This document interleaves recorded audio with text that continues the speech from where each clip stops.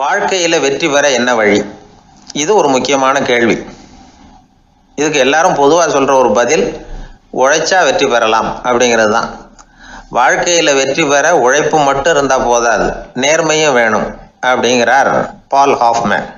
இவர் யார் தெரியுமா? இவர் ஒரு பெரிய பொருளாதார நிபுணர். இரண்டாவது உலகப் போர் முடிஞ்ச சமயம் அப்போ இவர் அமெரிக்காவின் நிதி ஆலோசகராக இருந்தார். தன்னுடைய வாழ்க்கையில் நடந்த பழைய நிகழ்ச்சி ஒன்று அவர் சொன்னார். இளம் வயசில் படித்து முடித்ததும் அவர் வேலை தேடிக்கிட்டு இருந்தாராம். அப்போது ஒரு கால்நடை வைத்தியர்கிட்ட போய் வேலை கேட்டிருக்கார். இவர் அங்கே போன சமயத்தில் அந்த டாக்டர் தன்னுடைய பழைய கார் ஒன்றை விற்பனை செய்யறதுக்காக வேற ஒருத்தர்கிட்ட பேரம் பேசிக்கிட்டு இருந்தார். வாங்க வந்தவர் இவர்கிட்ட அந்த காரை பற்றின விவரம்லாம் கேட்டுக்கிட்டு இருந்தார். கார் நல்ல நிலைமையில் இருக்குமா அப்படிங்கிற கவலை அவருக்கு. எல்லா விவரங்களையும் கேட்டுக்கிட்டு அவர் கடைசியாக சொன்னார், டாக்டர், இந்த காரை நீங்களே என்னுடைய ஊருக்கு ஓட்டிகிட்டு வர வேண்டியது. கார் எந்த ரிப்பேரும் ஆகாமல் என்னுடைய ஊருக்கு சேர்ந்துட்டுதுன்னா அங்கேயே நான் பணம் கொடுத்து இந்த காரை வாங்கிக்கிறேன் அப்படின்னார்.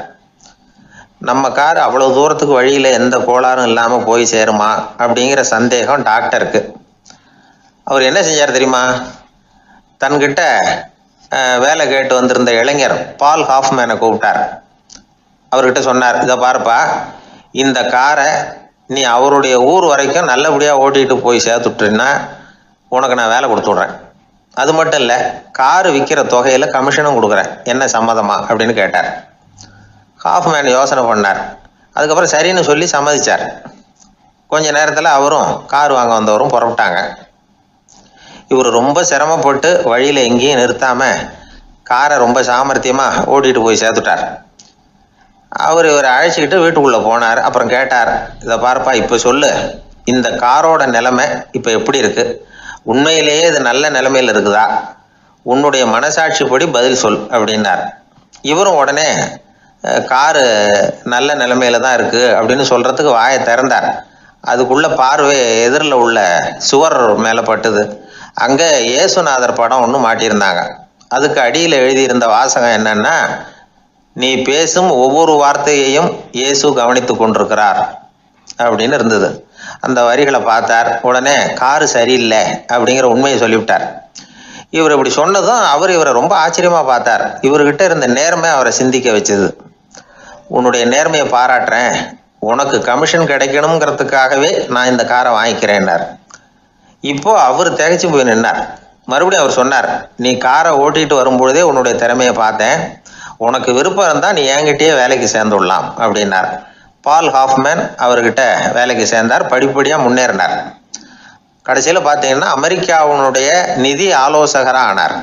அதுக்கப்புறம் அவர் அந்த பழைய சம்பவத்தை எப்பவும் மறக்கிறதில்ல, அடிக்கடி சொல்கிறது உண்டு. அதனால் இதிலேருந்து நாம் தெரிஞ்ச வேண்டியது என்னென்னா, வாழ்க்கையில் முன்னுக்கு வரணும்னா உழைப்பு மட்டும் போதாது, நேர்மையும் வேணும். ஆனால் இந்த காலத்தில் சிலருடைய நேர்மை நமக்கு ஆச்சரியமாக கூட இருக்கும். ஒருத்தர் புஸ்தக கடை வச்சுருந்தார். ரொம்ப நேரமாக தேடி ஒரு புத்தகத்தை கையில் எடுத்தார். அதுக்கு பில் போட சொன்னார். அந்த புத்தக கடைக்கு வந்த இன்னொருத்தர் பில் போடுறவர், சார், இந்த புத்தகம் மகா அறுவை, மகா மட்டம், இது வேணாம் உங்களுக்கு, வேற ஏதாவது ஒன்று பாருங்கன்னார். புத்தக கடை வச்சிருக்கிறவரே இப்படி சொன்னார். வாங்க வந்தவர் இவர் ஆச்சரியமாக பார்த்தார். உங்கள் நேர்மையை பாராட்டுறேன், அது சரி, இந்த புத்தகத்தை ஏற்கனவே நீங்கள் படித்து பார்த்துட்டீங்களான்னு கேட்டார். அதை படித்து வேற பார்க்கணுமான்னார். அப்புறம் எப்படி இது மகாமட்டம்னு சொல்கிறீங்க அப்படின்னார். அதை எழுதினவனே நான் தான் சார் அப்படின்னார் அவர். இது ஒரு விதமான நேர்மை, நேர்மையை ஒத்துக்கிறது. எப்படி இருந்தாலும் வாழ்க்கையில் உழைப்பும் நேர்மையும் உயர்வதற்கு வழிகள். உழைப்பை விட நேர்மை முக்கியம் அப்படிங்கிறத புரிந்து கொண்டால் வாழ்க்கையில் வெற்றி நிச்சயம். அன்பாக இருக்கணும்னு அநேக பெரியவங்க சொல்லியிருக்கிறாங்க. நாமளும் அதை கேட்டுவிட்டு அன்பு காட்டுறதுக்கு தயாராக தான் இருக்கிறோம். அதை வாங்கிறதுக்கு தான் ஆளை காணும்.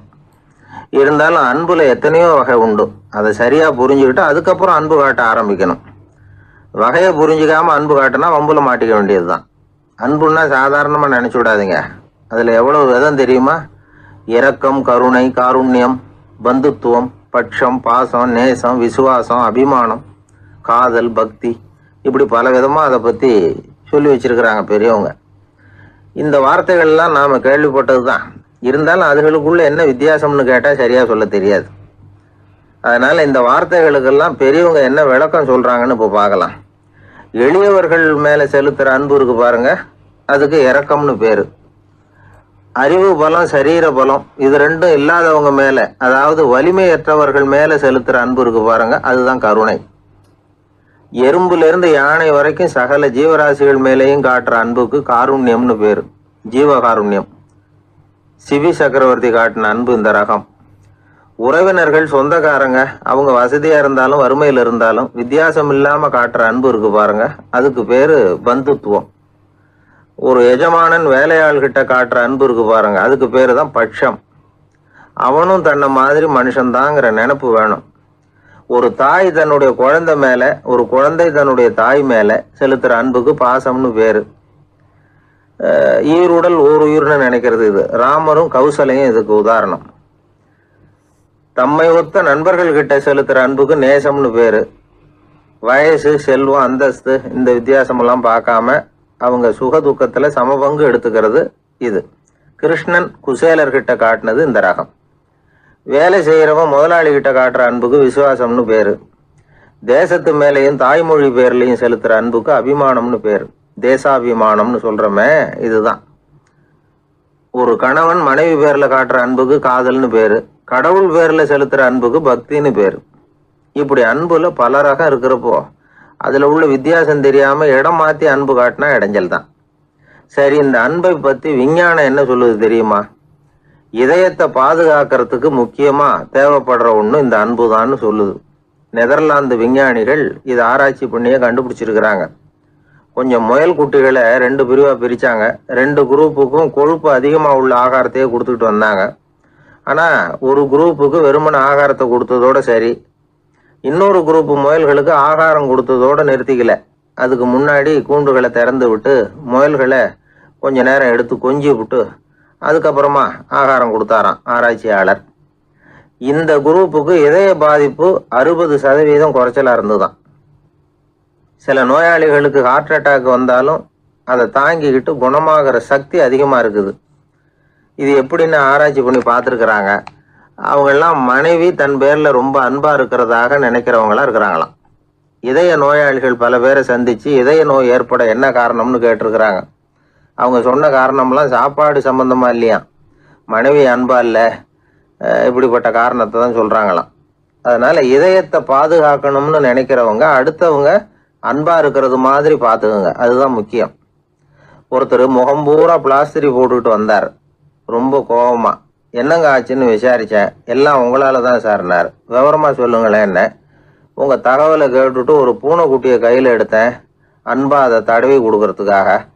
ஆனா அது முந்திக்கிட்டது, அது என் முகத்தை தடவி கொடுத்துட்டுது, முகம் பூரா நகை கீறல், அதுதான் இப்படி அப்படின்னார். அன்புல அறிவு சேராததுனால வந்த கோளாறு இது. ஒரு பூங்கா, அங்க ஒருத்தர் நின்றுட்டு இருக்கிறார். நின்றுகிட்டே ஏதோ ஆழ்ந்த யோசனையில இருக்கிறார்.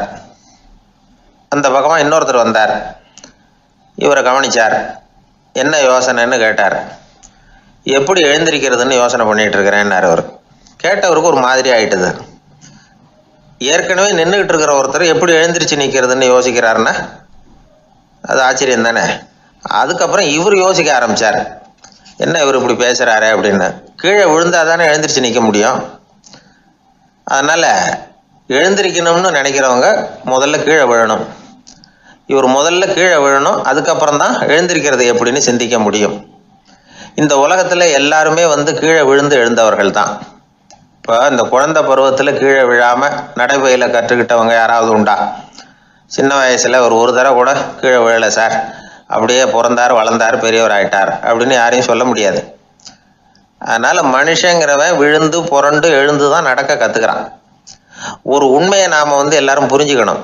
இந்த உலகத்துல தவறு செய்யாத மனிதர்களே யாரும் கிடையாது.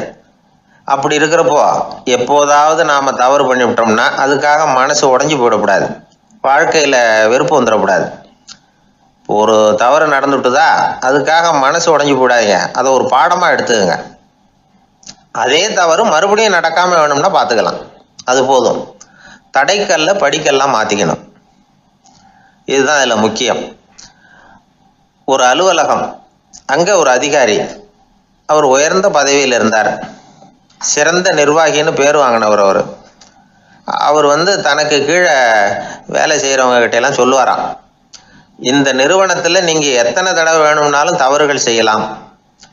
ஆனால் ஒரே விஷயம் என்னென்னா, ஒரே தவறை மறுபடியும் செய்யக்கூடாது, அது முக்கியம் அப்படின்பாரான். இதை மேம்போக்காக பார்த்தா அவர் ஏதோ தன்னுடைய ஊழியர்களை தவறு செய்ய தூண்டுறது மாதிரி தெரியும். ஆனால் உண்மை அப்படி இல்லை. இன்னைக்கு என்ன நடக்குது தெரியுமா? அநேகமாக எல்லா மனிதர்களுமே ஒரே தவறை தான் மறுபடியும் மறுபடியும் செய்கிறாங்க. விளையாட்டு வீரர்கள் ஒரே மாதிரியான தவறுகளை திரும்ப திரும்ப செய்கிறது உண்டு. கணக்கு எழுதுறவங்கள பாருங்க, ஒரே தப்பை மறுபடியும் மறுபடியும் செய்வாங்க. அலுவலகம் வருகிறவர்களை கவனிங்க, ஒரு நாள் தாமதமாக வந்தால் பரவாயில்ல, தினமும் தாமதமாக வருவாங்க. இது மாதிரி செய்த தவறையே திரும்ப திரும்ப செய்யறதுக்கு என்ன காரணம் அப்படின்னா, சோம்பல், ஞாபக மறதி, கவனக்குறைவு, தன்னுடைய திறமை பேரில் அளவுக்கு மீறிய நம்பிக்கை, இப்படி இதில் ஏதாவது ஒரு காரணமாக இருக்கலாம் அப்படிங்கிறாங்க இது பற்றி ஆய்வு செய்கிற வல்லுநர்கள். ஒரு தடவை செஞ்ச தவிர மறுபடியும் செய்யறது இல்லைன்னு முடிவு செஞ்சுக்கிட்டு அதை செயல்படுத்த கற்றுக்கணும். அது போதும், வாழ்க்கை வெற்றிகரமாக அமையும் அப்படிங்கிறாங்க அந்த அனுபவசாலிகள். அதனால் வெற்றிகரமாக வாழ்க்கையில் நடைபோட விரும்பும் இளைஞர்கள் தவிர்க்க வேண்டியது என்னென்னா, முதல்ல சோம்பலை தவிருங்கள், சுறுசுறுப்பாக இயங்குங்கள் அப்படிங்கிறது அவங்க அறிவுரை. ரெண்டாவது, ஞாபக மறதி, எந்த செயல்லையும் ஈடுபாடு வேணும், அக்கறை வேணும். மூணாவது, கவனக்குறைவு, எதையும் அலட்சியப்படுத்தக்கூடாது. நாலாவது, என்னால் முடியாதது எதுவுமே கிடையாது அப்படிங்கிற அளவுக்கு மீறிய நம்பிக்கை, அது ஆபத்தில் கொண்டு போய் விட்டுரும். அதனால் முதல் தவறு உங்களுக்கு ஒரு பாடமாக அமையணும். ஒரு மனிதர் அவர் தன்னுடைய 2 காதுலையும் கட்டு போட்டுக்கிட்டு வந்தார். அவருடைய நண்பர் அதை கவனிச்சுட்டார். என்ன சார் ஆச்சு, 2 காதுலையும் கட்டு போட்டுருக்கீங்களே அப்படின்னு விசாரித்தார். ஒன்றுமில்லை சார், வீட்டில் ரொம்ப ஆர்வமாக டிவியில் கிரிக்கெட் மேட்ச் பார்த்துக்கிட்டு இருந்தேன். அப்போது என்னுடைய மனைவி துணிகளுக்கு அயர்ன் பண்ணிகிட்டு இருந்தாங்க. அயர்ன் பாக்ஸை அப்படியே வச்சுட்டு அடுப்பங்கரைக்கு போயிட்டாங்க. அந்த சமயம் பார்த்து டெலிஃபோன் பண்ணி அடிச்சுது. அவசரமாக ஓடி போய் அதை எடுத்து காதில் வச்சேன். அப்போ தான் தெரியும் அது அயர்ன் பாக்ஸுங்கிற விஷயம். சூடாக இருந்ததா, சுட்டு விட்டுது அப்படின்னார். ஒரு காது சரி சார், 2 காதும் ஏன் அப்படி ஆச்சு அப்படின்னு கேட்டார். அதே ஆள் மறுபடியும் ஃபோன் பண்ணா சார் அப்படின்னார். இவர் எவ்வளோ தூரம் யோசிச்சிருப்பார் பாருங்க. அதனால் ஒரு தவறு மறுபடியும் நடக்கக்கூடாது. முதல் தவறு உங்களுக்கு ஒரு பாடமாக அமையட்டும் அப்படிங்கிறது தான் இதிலிருந்து நாம் தெரிந்து கொள்ள வேண்டிய கருத்து. அதனால் தவறுகள் அதெல்லாம் தடைக்கெல்லாம் நினைக்க வேண்டாம், படிக்கெல்லாம் நினைப்போம். அப்படி நினைச்சோம்னா வாழ்க்கையில் வெற்றி நிச்சயம். உலகத்தில் எது எதுக்கும் ஆராய்ச்சி கூடங்கள் இருக்குதுல்ல, அது மாதிரி தூக்கத்தை பற்றி ஆராய்ச்சி பண்ணுறதுக்கு ஒரு ஆராய்ச்சி கூடம் இருக்குது. அப்படி ஆராய்ச்சி பண்ணணும்னா அதுக்கு மூழ்கிக்கிட்டு இருக்கணும்ல. அதனால தான் அந்த ஆராய்ச்சி கூடம் இங்கே இல்லை. அமெரிக்காவில் பாஸ்டன் பல்கலைக்கழக மருத்துவமனையில் அது இருக்குது. அங்கே தூக்கத்தை பற்றி பலவிதமான ஆராய்ச்சிகள் பண்ணிகிட்டு இருக்கிறாங்க. அந்த ஆராய்ச்சி கூடத்தில் இயக்குனராக இருக்கிற ஒரு நிபுணர், அவர் என்ன சொல்கிறார் தெரியுமா? உங்களுக்கு தூக்கம் வரலையா, நீங்கள் நல்லா தூங்கிறதுக்கு தாராளமாக சில யோசனைகளை என்னால் சொல்ல முடியும் அப்படிங்கிறார். யோசனை தானே, காசா பணமாக கேட்டு வச்சுக்கலாமே. உணவு, மனநிலை, தூங்கும் இடத்தோட சூழ்நிலை, படுக்கைக்கு செல்கிறப்போ உள்ள பழக்க வழக்கங்கள், இது காரணமாக ஒருத்தருக்கு தூக்கம் வராமல் போகலாம். தூக்கம் வராததுக்கு இதுதான் காரணம்னா அதையெல்லாம் சுலபமாக கட்டுப்படுத்தலாங்கிறார் அவர். தூக்கத்தை வரவழைக்கக்கூடிய ஒரு நல்ல மருந்து உடற்பயிற்சி. ஆனால் ஒன்று, படுக்க போகிற நேரத்தில் இது மாதிரி உடற்பயிற்சிகள் எல்லாம் செய்யக்கூடாது. கொஞ்சம் முன்னாடி பகல்லையே இந்த பயிற்சிகளை செய்கிறது நல்லது. தூக்கம் வராமல் அவதிப்படுறவங்க பிற்பகல் நேரங்களில் காஃபி, டீ இது மாதிரி பானங்களை சாப்பிடக்கூடாது. மது அருந்துறது கூட தூக்கத்தை பாதிக்கும். வெது வெதுப்பான நீரில் குளிக்கிறது, தியானத்தில் ஈடுபடுறது, ஓய்வாக இருக்கிறது, படுக்கிறது, அதாவது படுக்கிறதுக்கு முன்னாடி ஒரு குவளை பால் சாப்பிட்றது, இதெல்லாம் தூக்கத்தை வரவழைக்கிறது ரொம்ப உதவியாக இருக்கும். இன்னொரு விஷயம் என்னென்னா, தூங்கி ஆகணுமேங்கிற கவலை வேண்டியதில்லை. அப்படி நினச்சி கவலைப்படுறதை விட்டுடணும். தூக்கம் வரலையா, உடனே படுக்கையை விட்டு எழுந்திருக்க வேண்டியது. வெளியில் வாங்க, வேறு ஏதாவது வேலையில் ஈடுபடுங்க, கொஞ்சம் நேரம் உலாவுங்க, அல்லது ஏதாவது ஒரு புஸ்தகத்தை எடுத்து படிங்க. களைப்பு ஏற்பட்டால் மறுபடியும் படுக்கைக்கு போங்க, தூக்கம் தானாக வந்துடும். ஒரு விஷயத்தை மட்டும் நல்லா ஞாபகத்தில் வச்சுக்கணும். படுக்கைக்கு போகிறப்போ உங்கள் மற்ற எல்லா பிரச்சனைகளையும் மறந்துடணும். அது எப்படி சார் முடியும், அந்த நேரம் தானே எல்லா பிரச்சனையும் வரிசையாக ஞாபகத்துக்கு வருது அப்படின்னு நாம் நினைக்கலாம். ஆனால் பழக்கத்தில் அதை நாம் மாற்றிக்க முடியும். கொஞ்சம் முயற்சி பண்ணணும், அவ்வளோதான். இது எல்லாமே ஆராய்ச்சி பண்ணி பார்த்துட்டு அந்த நிபுணர் சொல்கிற கருத்து தான். இன்னொரு விஷயமும் அவர் சொல்கிறார். அது என்னென்னா, உடல் கோளாறு காரணமாக தூக்கம் வராமல் அவதிப்படுறவங்களுக்கெல்லாம் இந்த யோசனைகள் சரியாக வராது அப்படிங்கிறார். அதுக்கெல்லாம் மருத்துவ சிகிச்சை கொடுத்து தான் சரி பண்ணணும். சில பேருக்கு நடு ராத்திரியில் மூச்சு திணறல் ஏற்பட்டு தூக்கம் வராமல் போயிடும். ஊரெல்லாம் தூங்குறப்போ தான் மட்டும் தூங்காமல் மூழ்கிட்டு இருக்கிறது, ஊரெல்லாம் மூழ்கிட்டு இருக்கிறப்போ தான் மட்டும் தூங்குறது, இது மாதிரி கோளாறுகளால் சில பேர் பாதிக்கப்படலாம். காலு தசை முறுக்கிக்கிறதுனால சில பேருக்கு அடிக்கடி விழிப்பு வரலாம். மன அழற்சி காரணமாக சில பேருக்கு தூக்கம் வராது. இது மாதிரி கோளாறுகளுக்கெல்லாம் அதுக்கு தகுந்த மாதிரி சிகிச்சை கொடுத்து தான் சரி பண்ண வேண்டியிருக்கும். எந்த கோளாறும் இல்லாமல் தூக்கம் வரலைன்னா ஆரம்பத்தில் சொன்ன முறைகளை கடைப்பிடிச்சி பார்க்கலாம். தூக்கம் வந்ததுன்னா யோசனை சொன்ன அந்த நிபுணருக்கு நன்றி சொல்லலாம். ஒருத்தர், ஏன் சார் பஸ்ஸில் தூங்குறது கெட்ட பழக்கமானு கேட்டார். இல்லையே, நான் கூட பஸ்ஸில் போகிறப்ப தூங்கிட்டு தானே போவேன் அப்படின்னார் இன்னொருத்தர். அப்புறம் ஏன் என்ன டிரைவர் வேலை வேணாம்னு வீட்டுக்கு அனுப்பி வச்சுட்டாங்க அப்படின்னாராம் அவர். மனிதர்களில் சில பேர் ரொம்ப வித்தியாசமாக நடந்துக்குவாங்க. மற்றவங்களுக்கு அது ரொம்ப ஆச்சரியமாக கூட இருக்கும். அந்த ஆள் ஒரு மாதிரி பார்த்து நடந்துக்கோ அப்படின்னு கூட சொல்கிறது உண்டு. இவங்களை பார்த்து நாம் பித்துக்குழியும்போம். உளவியல் இவங்களை எக்ஸென்ட்ரிக்ஸ் அப்படின்னு சொல்லுது. இவங்களை மனநோயாளிகள்னு தவறாக புரிஞ்சிக்க கூடாது. அவங்க வேற, இவங்க வேற. எக்ஸென்ட்ரிக்ஸ் பற்றின சில விவரங்கள் ஒரு புத்தகத்தில் இருக்குது. அதாவது ஸ்காட்லாந்தில் ஒரு உளவியல் மருத்துவர் அதை எழுதியிருக்கிறார். அவர் பேர் டாக்டர் டேவிட் வீக்ஸ். அவருக்கு ஒரு உதவியாளர் இருந்தாராம். அவர் பேர் கேட் வுட்.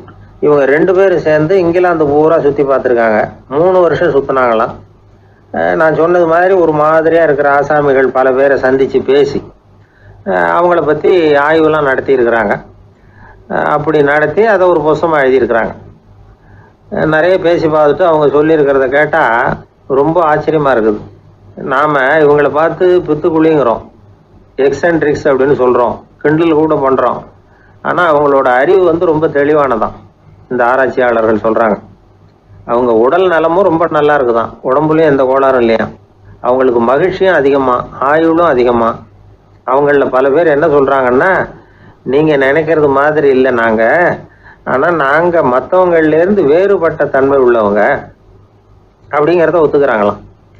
இந்த உலகம் பிறந்ததுலேருந்தே இப்படிப்பட்ட வித்தியாசமான ஆசாமிகளும் பிறந்திருக்கிறாங்க. சரி, அப்படிப்பட்டவங்க எப்படி இருப்பாங்க? இப்போ ஒரு மகாராஜா தன்னோட நாய்க்கு லட்சக்கணக்கில் பணம் செலவு பண்ணி கல்யாணம் பண்ணி வச்சிருக்கிறார். ஒரு கோடீஸ்வரர் தான் வளர்த்துக்கிட்டு இருந்த பூனைகளுக்கு தன்னோட சொத்து பூராவை எழுதி வச்சிருக்கிறார்.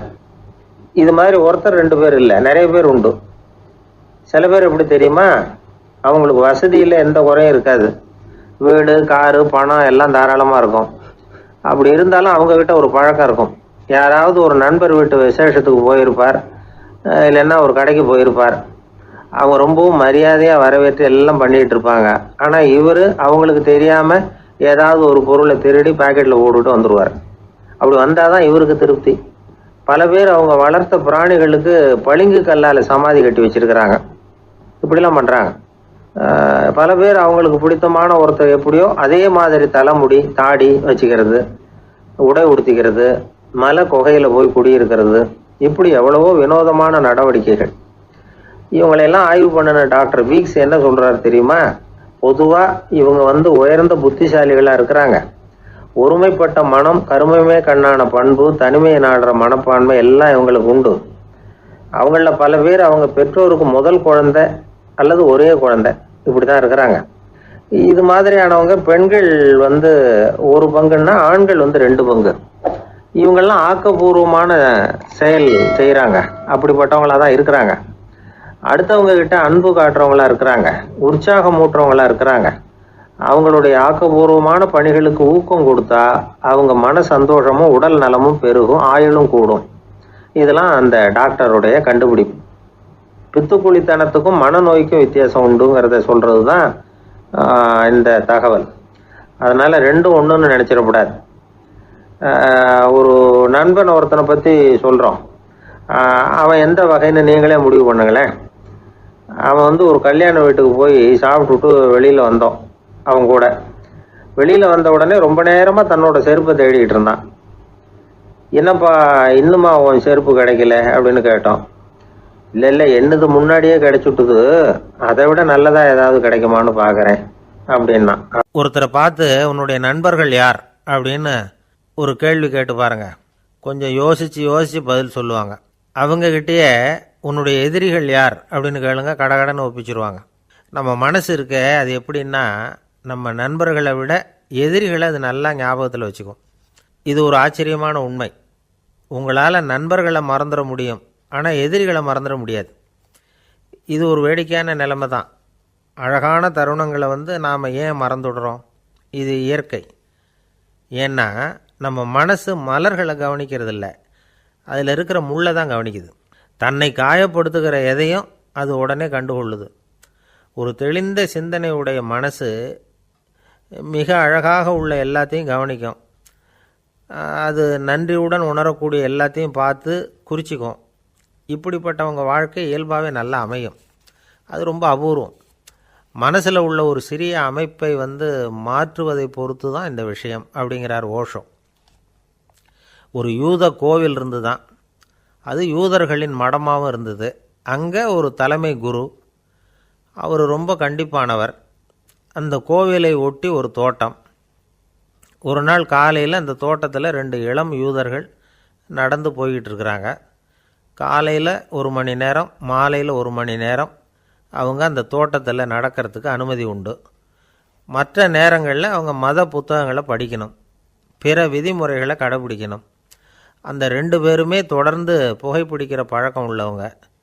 ஆனால் கோவில் மடத்தில் இருக்கிறப்போ அவங்க புகைப்பிடிக்க முடியாது, அது கடுமையான குற்றம். சரி, நாம் தோட்டத்தில் இருக்கிறப்போவாவது புகைப்பிடிக்கலாமா அப்படின்னு ஒரு ஆசை அவங்க 2 பேருக்குமே. இருந்தாலும் பயம். இப்படி கேட்டால் மதகுரு என்ன சொல்லுவாரோ அல்லது என்ன செய்வாரோங்கிற பயம். இப்படியே கொஞ்ச நாள் ஆச்சு. ஒரு நாள் இந்த 2 பேரில் ஒருத்தன் ரொம்ப கலங்கி போய் அந்த கோவிலிருந்து வெளியில் வந்துக்கிட்டு இருந்தான். வந்தவன் நேராக தோட்டத்து பக்கம் போனான். அங்கே இன்னொருத்தன் ஆனந்தமாக புகை பிடிச்சிக்கிட்டு இருக்கிறான். அதை பார்த்து தான் இவனுக்கு அதிர்ச்சி. அட கடவுளே, என்ன இது, நீ கேட்காமலே ஆரம்பிச்சிட்டியா அப்படின்னா. இல்லை நான் கேட்டுவிட்டு தான் ஆரம்பிச்சிருக்கேன்னா அவன். அப்படியா, என்ன மனுஷன் இவர், நானும் தான் கேட்டேன், என்னை கண்ணாமுன்னான்னு திட்டிவிட்டார். இது என்ன கோவிலா இல்லை நரகமா? உனக்கு புகை பிடிக்கணும்னு ஆசையாக இருந்தால் நரகத்துக்கு போகணும்னு சொல்லிவிட்டார். அது சரி, உன்னை மட்டும் எப்படி அனுமதிச்சார் அப்படின்னு கேட்டான் இவன். அவன் சிரிச்சுக்கிட்டே, நீ எப்படி கேட்ட சொல்லு அப்படின்னா. நாம் இந்த தோட்டத்துக்கு வர அனுமதிக்கப்பட்டிருக்கிறதே ஜபத்துக்காகத்தானே, அதனால் நான் ஜபம் சொல்லும் பொழுது புகை பிடிக்கலாமா அப்படின்னு கேட்டேன். அதுக்கு தான் அவர் சத்தம் போட்டு என்னை அடிக்கவே வந்துட்டார் அப்படின்னா இவன். நீ ஒரு மாதிரியாக கேட்டிருக்க, நான் வேறு மாதிரியாக கேட்டிருக்கிறேன். ஜபம் சொல்லும்போது புகை பிடிக்கலாமான்னு நீ கேட்டிருக்க. ஐயா, புகை பிடிக்கும் பொழுது ஜபிக்கலாமா அப்படின்னு நான் கேட்டேன். அதில் தப்பு ஒன்றும் இல்லை அப்படின்னு பதில் சொல்லிட்டார் அப்படின்னா. ஒரு சிறிய மாற்றம்தான், அது மிகப்பெரிய மாறுதலை ஏற்படுத்தி விட்டது. மனசு நல்ல விதமாக சிந்திக்க ஆரம்பிச்சுட்டுதுன்னா மகிழ்ச்சிக்கு பஞ்சம் இல்லை. ஒரு கஞ்சன் ஆற்றுல விழுந்துட்டான். வெள்ளத்தில் தத்தளிச்சிக்கிட்டு இருக்கிறான். கரையில் நின்ன ஒருத்தர், உன் கையை கொண்டா இப்படி பிடிச்சி இழுத்து கரையில் சேர்த்து விடுறேன்னார். எதையும் கொடுத்து பழக்கம் இல்லாத அவன் கையையும் கொடுக்க மாட்டேன்னுட்டான். இவர் பார்த்தார். உன் கையை கொடுன்னு சொல்கிறதுக்கு பதிலாக நான் என் கையை கொடுக்குறேன் பிடிச்சிக்கோ அப்படின்னார். அவன் கப்புன்னு பிடிச்சிக்கிட்டான், இழுத்து கரையில் போட்டார். ஒரே ஒரு ஊரில் ஒரு ராஜா இருந்தார், ரொம்ப நல்லவர். ஒரு நாள் அரண்மனையில் விசாரணை நடந்துக்கிட்டு இருக்குது. அதில் ஒரு வழக்கு. ஒரு விவசாயி புகார் கொடுக்குறார். என்ன புகார்னா, அவர் வயலில் ஆடுகள் மேய்ஞ்சி பயிரை அழிச்சுட்டுது. நிறைய உழைச்சி செலவு பண்ணி பயிரை உண்டாக்கி வச்சுருந்தேன், எல்லாம் போயிட்டுது. இனிமேல் நான் என்ன செய்யறது, நீங்கள் தான் சரியான தீர்ப்பு வழங்கணும் அப்படின்னார் அந்த விவசாயி. அந்த ஆடுகளுக்கு சொந்தக்காரர் யாருன்னு கண்டுபிடிச்சி அரண்மனைக்கு அழைச்சிட்டு வாங்கன்னு உத்தரவு போட்டார் ராஜா. சேவகர்கள் போனாங்க, ஆளை கண்டுபிடிச்சாங்க, கூப்பிட்டுக்கிட்டு அரண்மனைக்கு வந்துட்டாங்க. ராஜா விசாரணை பண்ணார். அப்புறம் விசாரித்து முடிச்சுவிட்டு தீர்ப்பு வழங்கினார். இந்த விவசாயி அடைந்திருக்கிற இழப்புக்கு ஈடாக உன்னுடைய ஆடுகளை அவங்ககிட்ட கொடுத்துட வேண்டியது அப்படின்னு சொல்லிவிட்டார். உன்கிட்ட இருக்கிற ஆடு பூரா அவன்கிட்ட கொடுத்துரு, அந்த ஆட்டுனால் ஏற்பட்ட இழப்பு சரியாக போகட்டும் அப்படின்னு தீர்ப்பு வழங்கிட்டார். அந்த மன்னருடைய மகன் இதை பார்த்துக்கிட்டே உட்காந்துருந்தான். இந்த தீர்ப்பை இன்னும் கூட சிறப்பாக வழங்கலாமே அப்படின்னு நினச்சான். அப்பா கிட்ட சொன்னான். உடனே அந்த அரசர், சரி நீயே இதுக்கு சரியான தீர்ப்பு சொல்லு அப்படின்னார். அந்த இளவரசன் தீர்ப்பு சொல்கிறான். அவன் சொன்ன தீர்ப்பு என்னன்னா, உங்ககிட்ட இருக்கிற ஆடுகள் எல்லாத்தையும் 1 வருஷ காலத்துக்கு அந்த விவசாயிகிட்ட ஒப்படைச்சிட வேண்டியது. அந்த 1 வருஷத்துக்குள்ள அந்த ஆடுகள் போடுற குட்டிகள், பால், எரு எல்லாம் விவசாயம் எடுத்துக்க வேண்டியது. 1 வருஷத்துக்கு அப்புறம் உங்களுடைய ஆடுகளை நீங்களே திருப்பி வாங்கிக்க வேண்டியது. இதுதான் இளவரசன் சொன்ன தீர்ப்பு. இது சரியான தீர்ப்பு தான். இனிமே என்னுடைய அரச பொறுப்புகளை இளவரசர் வசம் ஒப்படைக்கிறேன் அப்படின்னு சொல்லி ஒப்படைச்சுட்டாராம். அதாவது தாவூத் நபி, சுலைமான் நபி இவர்களுடைய சரித்திரத்தில் இந்த சம்பவம் காணப்படுறதாக ஒரு நண்பர் சொன்னார். ஒரு தண்டனையை பெறுகிறவன் அதுக்கு பிறகு சமூகத்தில் நல்ல விதமாக வாழறதுக்கு வாய்ப்பு இருக்கிறது மாதிரி அமையணும் தீர்ப்பு. அதுக்கு இது ஒரு உதாரணம். சில தீர்ப்புகள் எப்படி அமைஞ்சு விடுதுன்னா, ஒரு தண்டனையை அனுபவித்து முடித்தவன் அதுக்கப்புறம் அவன் இந்த சமூகத்தில் நல்லவனாக வாழறதுக்கு நினைச்சா கூட அதுக்கு தகுதி இல்லாதவன் அப்படிங்கிற அளவுக்கு சூழ்நிலை அமைஞ்சிருது. இது சிந்திக்க வேண்டிய ஒரு செய்தி. இன்னொரு ஊரில் ஒரு ராஜா இருந்தார். அவர் ஒரு நாள் ஒரு போட்டி வச்சார்.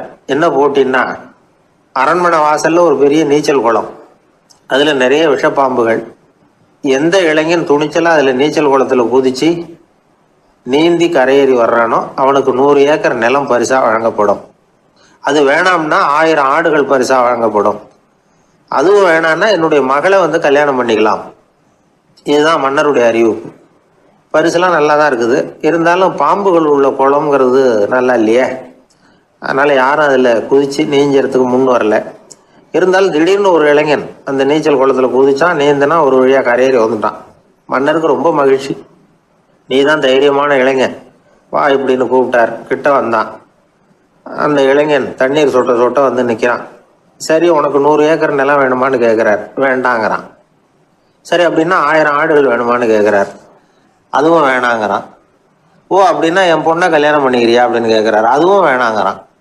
ராஜாவுக்கு ஒன்றும் புரியல. அப்படின்னா உனக்கு என்னதான் வேணும் அப்படிங்கிறார். என்னை பிடிச்சி இந்த குளத்துல தள்ளி விட்டவன் யாருங்கிறது எனக்கு தெரியணும் அப்படின்னா. எனக்கு ஒரு நண்பர், அவர் ஒரு வழக்கறிஞர். ஒரு நாள் அவர்கிட்ட பேசிக்கிட்டு இருந்தேன். அப்போ கேட்டேன், ஏன் சார் நீங்கள்லாம் கோர்ட்டில் வாதாடுறப்போ கருப்பு நிற அங்கி அணியிறீங்களே, அதுக்கு என்ன காரணம்? சட்டத்துக்கும் கருப்பு கலருக்கும் என்ன சம்பந்தம் அப்படின்னு கேட்டேன். அது ஒரு சுவாரஸ்யமான கதைன்னார் அவர். சொல்லுங்களேன் அப்படின்னு அவர் சொன்னார். கிபி 1694 வருஷத்தில் இங்கிலாந்து அரசி 2வது மேரிங்கிறவர் இறந்து போனார். அந்த ராணியோட கணவர் 3ஆம் வில்லியம், அவரு ஒரு உத்தரவு போட்டாராம். அரசியோட மறைவுக்கு அனுதாபம் தெரிவிக்கிற வகையில் வழக்குரைஞர்கள் எல்லாரும் கருப்பு நிற அங்கி அணியணும் அப்படின்னு. அன்னைக்கு ஆரம்பித்த அந்த பழக்கம் அதுக்கப்புறம் மாறவே இல்லையாம். இன்னைக்கும் தொடருது. வழக்குரைஞர்கள்லாம் முதல்ல கருப்பு அங்கி மட்டும்தான் அணிஞ்சாங்களாம். அதில் ஒரு சின்ன சங்கடம். ஏற்கனவே உடம்பு கருப்பாக இருக்கிறவங்க அதுக்கு மேலே கருப்பு ட்ரெஸ் வேற போட்டுக்கிட்டா முகம் பளிச்சுன்னு தெரியாது இல்லையா? அதனால் முகம் பளிச்சுன்னு தெரியறதுக்காக அவங்கெல்லாம் வெள்ளை நிற பட்டியை அணிய ஆரம்பித்தாங்களாம். இப்படி தான் இங்கிலாந்தில் அந்த பழக்கம் ஆரம்பமாயிருக்குது. அந்த சமயத்தில் இந்தியாவை ஆண்டது பிரிட்டிஷ்காரங்க தானே, அதனால் இங்கேயும் அந்த பழக்கம் அப்படி நடைமுறைக்கு வந்துட்டுது. அதே மாதிரி சர்ச்சிலின் மூதாதையரான மார்ல்பரோ பிரபுவின் ஞாபகார்த்தமாக நீதிபதிகள் இந்த வெள்ளை குள்ளாய் அணிகிற முறை பழக்கத்துக்கு வந்துதான். இதுதான் என்னுடைய நண்பர் சொன்ன தகவல். இங்கிலாந்தில் நீதிமன்றம்ங்கிறது ரொம்ப மதிப்புள்ளது. அந்த அளவுக்கு சட்டத்துக்கு அங்கே மரியாதை. அங்கே நடந்த ஒரு சுவாரஸ்யமான நிகழ்ச்சியை ஒரு சகோதரி எழுதி அனுப்பியிருந்தாங்க. அவங்க அப்பா நீதித்துறையை சேர்ந்தவரா. அவர் சொன்னதான் இது. அவங்க எழுதி அனுப்பியிருந்த விஷயம் என்னென்னா, அங்கே ஒரு கேஸில் ஒரு முக்கியமான தீர்ப்பு வழங்க வேண்டி இருக்குது. ஜட்ஜு, பாரட்லா படித்த பெரிய பெரிய வக்கீல்கள், ஜூரி எல்லாருமா கூடி அந்த கேஸை பற்றி விவாதிக்கணும். சுமாராக 40 பேர். இதுக்காக கோர்ட்டு ஹாலில் விசேஷ சேம்பரில் நுழையிறதுக்கு முன்னாடி அவங்களெலாம் தங்களுடைய கோட்டு தொப்பி எல்லாத்தையும் கழட்டி அங்கே நின்றுக்கிட்டு இருந்த ஒரு அட்டெண்டர்கிட்ட கொடுத்துட்டு உள்ளே போனாங்க. அந்த ஆள் படிக்காதவர். அவர் ஒவ்வொருத்தர் கொடுக்குறதையும் வாங்கி அங்கே அப்படியே ஒரு இடத்துல அடுக்கி வைக்கிறார். அப்படியே வாங்கி உள்ளே வச்சுக்கிட்டு இருக்கிறார் ஒவ்வொரு இடத்துல. அது அவரோட வேலை. உள்ளே போன ஜட்ஜி, வக்கீல், ஜூரி எல்லாரும் ரொம்ப நேரமாக அந்த கேஸை பற்றி விவாதிக்கிறாங்க. ஒரு நாள் பூரா ஆயிட்டுது. அவ்வளவு தீவிரமாக அக்கு வேறு ஆணி வேறையை பிச்சு உதறி இருக்கிறாங்க. ஒரு வழியாக 13 மணி நேரம் கழித்து வெளியில் வந்திருக்கிறாங்க. ஒவ்வொருத்தராக வர வர அந்த அட்டெண்டரும் அவங்கவுங்க கோட்டு தொப்பியை அவங்கக்கிட்ட எடுத்து ரொம்ப மரியாதையாக திருப்பி கொடுத்துக்கிட்டு இருக்கிறார். கடைசியாக ஜட்ஜ்மெண்ட்லாம் எழுதி முடிச்சுட்டு ரொம்ப திருப்தியோடவும் களைப்போடவும் வெளியில் வந்துட்டு இருக்கிறாராம். இந்த ஆள் அவருடைய மேல் கோட்டையும் தொப்பியையும் எடுத்து அவர்கிட்ட ரொம்ப மரியாதையோடு நீட்டினாராம். ஜட்ஜுக்கு ரொம்ப ஆச்சரியம். இந்த ஆள் எப்படி இவ்வளவு பேரோட கோட்டு தொப்பி எல்லாத்தையும் ஞாபகம் பேசகாம திருப்பி கொடுக்குறார் அப்படிங்கிறது அவருக்கு ஆச்சரியம். அதனால் அவர் அந்த ஆளை பார்த்து கேட்டாராம், ஏப்பா இந்த கோட்டை கொடுக்குறியே, இது என்னோடது தானா, என்னோடது தான்னு உனக்கு எப்படி தெரியும் அப்படின்னாராம். இதுக்கு அந்த பியூனு ரொம்ப பதவிசா பதில் சொன்னாராம், ஐயா இந்த கோட்டு ஹேட்டை உங்ககிட்ட வாங்கி மாட்டினேன், இப்போ திரும்ப உங்ககிட்ட தரணும், தந்துட்டேன், இதுதான் என்னோட வேலை, மற்றபடி இது